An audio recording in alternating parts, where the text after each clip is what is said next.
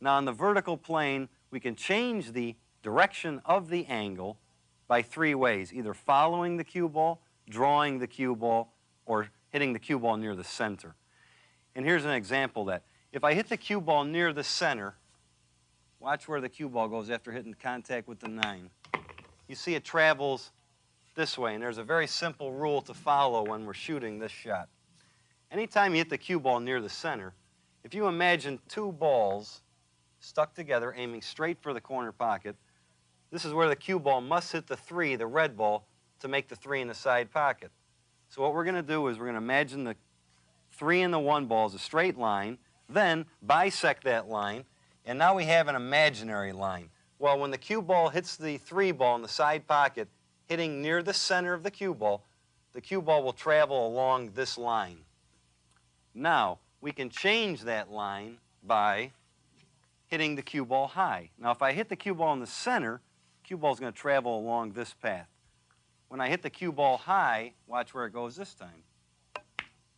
Now we notice the cue ball, instead of coming down in this area, is going into this area. So immediately we can always change the angle. If I hit the cue ball a little low or below center, now the angle is going to change again. Watch what happens. Now I'm going to cue the ball a little below center. Now we notice that the cue ball went in this area. So just with hitting the ball with the vertical plane, hitting it high, near the center, or below center, you can see you can change the direction of the angle, even though our angle is always traveling this way. Horizontal plane is when we hit the cue ball either to the right or to the left of center. Now, we can apply any one of the three methods that we use on the vertical plane to the horizontal plane. Now, I know this is going to sound confusing, but it really isn't. If we hit the cue ball this time to the left of center with left English, watch what happens. This time when the cue ball hit the rail, it went towards me or to the left. If we hit the same shot with right English, watch what happens. This time, once the cue ball hit a rail, it went this way. So immediately you can see how you can change the direction of any angled shot. Now, let's look at the speed of the shot. Now, the speed of the shot is also very important.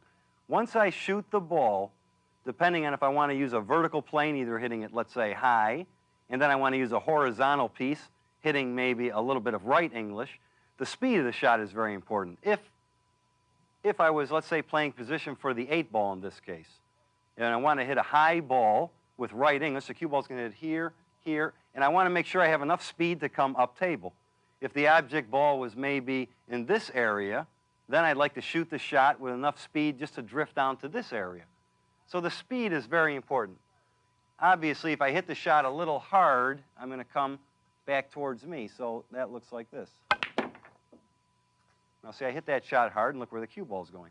If I hit it a little softer, obviously it's going to stay down here. So what this means is, with any angled shot, you can virtually put the cue ball anywhere on the table you'd like. You just have to apply the angle, the vertical stroke, the horizontal stroke, and the speed of the shot. Okay, let's look at this example. Now we have our same shot, the yellow ball in the side pocket, right? Now immediately what I'm looking at are all these balls in this area, and when we're playing 9 ball, I have to go from the 1 to the 2 ball, which is in this area. So if I hit the cue ball, let's say on the vertical plane, near the center, the cue ball should travel somewhere near possibly the 7 ball, so that I don't want to do already. If I draw or hit the ball low on the vertical plane, I'm going to be running into either the 3, the 5, the 9, or somewhere in this area. I don't want to do that either. So obviously, on the vertical plane, I'm going to have to follow the cue ball, meaning I'm going to hit somewhere in this area. Now, to come up to this side of the table for the 2 ball, I'm going to hit the shot high, now going to the horizontal plane, using a little bit of right English. So once I hit the rail, the cue ball will travel in this area, and with speed, try and come up for the 2 ball. So that's going to look like this. Hitting the cue ball high, a little bit of right English, and just the amount of speed. Now watch where the cue ball comes. Looked pretty easy to me, didn't it? I want to show you another example. Let's pretend this is our shot. We have the exact same shot. Now we're going to move the balls around the table a little bit. Let's put a few balls, let's say, like this. Okay, now if I shoot the shot the same way to get position for the 2-ball, now you see the balls are all in the way again. So thinking if I go back to the vertical plane, if I hit the cue ball high, the cue ball obviously is going to hit somewhere around the 9 or the 3. I can't get position. If I hit the cue ball near the center on the vertical plane, I still may hit either the 7 or possibly the 5 ball. But I know if I hit it low on the vertical plane, this time the cue ball is going to travel probably in this area. Now, once I hit the rail, I want to make sure that I go to the horizontal plane using a little bit of left English. This time, once I hit the rail, the cue ball is going to hit here, hit about here, and then with speed, come up to the table for the 2-ball. So that's going to look something like this. Hitting low, left English. Okay, now look how nice I hit this shot. It's going, it's going, it's going. Whoa. All right, let's look at this example. Now, this time we have the 1 hanging by the side pocket, and the 2, our position ball, is up here. Now, obviously, if the cue ball was, let's say, in this area, I could just hit the 1 in the side pocket, and the cue ball would naturally follow up for the 2. But in this case, we're going to hit this shot with a little bit of high left English, catching the rail about here, and going 3 cushions around the table with enough speed to come up for the 2-ball. So that would look like this, hitting high left. And as you can see, it's perfect position for the 2-ball. You see where the speed is very important. Let's make another example. Let's say the balls were, say, similar. Let's say that was the 1-ball. And let's say here's our same shot. Now, let's say there was a ball maybe over here, and say something along like this. Now, in this case, I already know that if I play this ball with high left English, the cue ball is going to hit here and naturally go 3 cushions. But I'm concerned about this ball and this ball.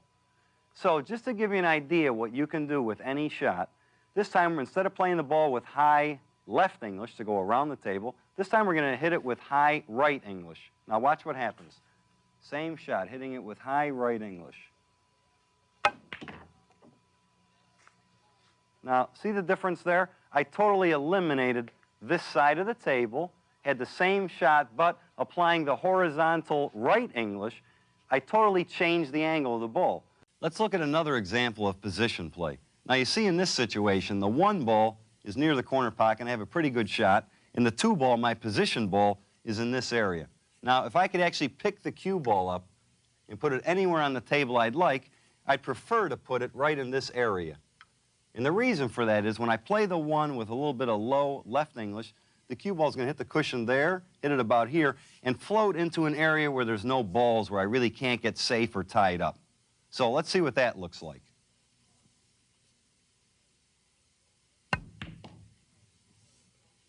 All right, as you can see, the cue ball is floating in this area. I just hit the cue ball with a little bit of low left English with speed to come into this area. If we want to play position on this 2-ball, and the balls now are in an area where I don't want to float into, we have to look to put the cue ball in an area where the table's open, in this area. So that's going to determine where I play position on the next ball. This time we'll play the 1 in the corner pocket, hitting a little bit of low right English, catch the rail, and float into the area where there's no problems.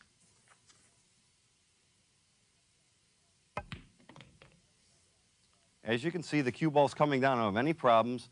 Again, with an easy shot on the 2-ball. In this particular case, I have a shot, an easy shot for me on the 1-ball in this corner pocket, and my position ball is the 2, which is located right here. So immediately I see this area of the table for me is open, seeing as I want the cue ball to land, hopefully, somewhere in this area for a good shot.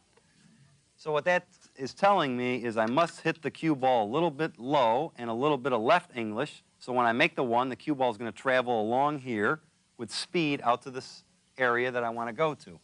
So that would look like this, hitting a little low, a little left. And that's absolutely perfect. Let's say that here's our shot. Let's put the 3-ball up, but let's say that's the 1-ball. Here's the exact shot, but now let's say the 6, the green ball, let's say that's right here. Now immediately that's telling me that I can't play that shot that way anymore. If I hit it low with left English, I'm liable to hit this ball and get snookered or something funny can happen. So I want to eliminate that ball. The next thing I notice is if I hit the shot, let's say with high right English, I can make the ball hit here, here, and maybe float into the same area. So that's giving me an option. So let's look to see what that looks like. Hitting it high with right English. Okay, I could have hit that shot maybe a little bit harder, but you're still getting the idea. I'm in a safe area on this side of the table. I still have a pretty good shot at the 2-ball. So you have to remember, every time you get a shot that has an angle, you have to be able to apply your knowledge of the angle, the vertical, the horizontal, and the speed all at once to figure out where you want to position the cue ball.